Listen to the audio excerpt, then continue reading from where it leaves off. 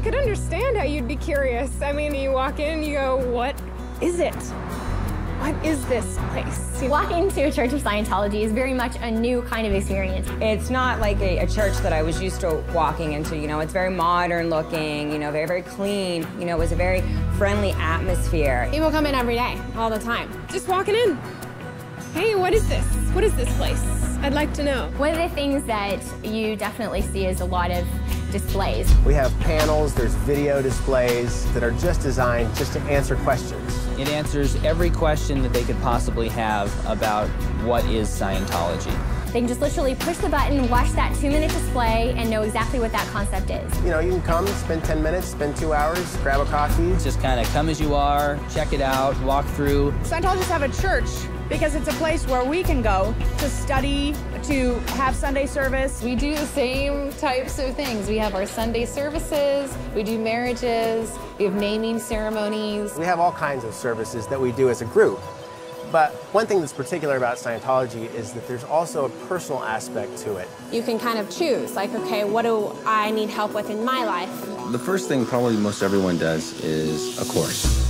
That's actually the theology of Scientology. That's where you're learning about the actual philosophy itself. And it is a religious philosophy, but it's also an applied religious philosophy, so you go apply it. Kind of like a spiritual college. They have tons of courses on everything. Pretty much any subject you can really think of. There are courses on how to communicate better, how to get along with others, How to handle negative people. how to raise children. It's not just a philosophy where you sit and think about it. It's taking the spiritual nature of man and it's combining it with something that's really practical. It has a way of being very, very simple and easy to come across to the reader and easy to apply, but also extremely powerful. You come in, you pick a chair you like, you sit down, you study there. It's really quite simple. You feel good when you're studying there. You don't need to be a Scientologist, and you can be any religion, really, to come check it out. The whole point is you're yourself.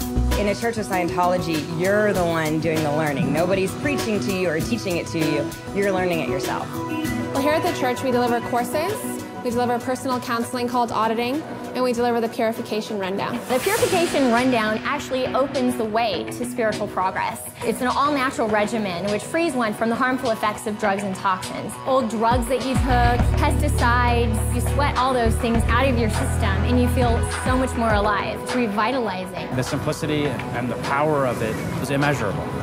There's also something called auditing, which is Scientology counseling. And that is extremely unique. That is where you actually get rid of the unwanted emotions and unwanted habits, psychosomatic illnesses. There's no hypnosis involved in it, there's no analyzation. No one tells you what's wrong with you. It finds the root, it finds the cause of what's going on, and it handles that spiritually for you.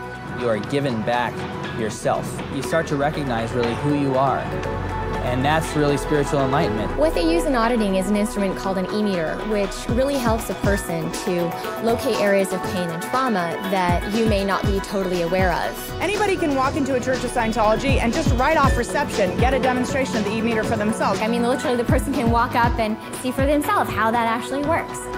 The tools in Scientology are used for you to help you with the areas of your life that you're having trouble with. It's a personal experience for an individual. And it's not lumping everyone into the same ball of wax because we all know it, we're all different. Any person that walks into my course room is a totally new person with their own story, with their own life. And as you take that journey, you become more and more you. You become more and more an individual.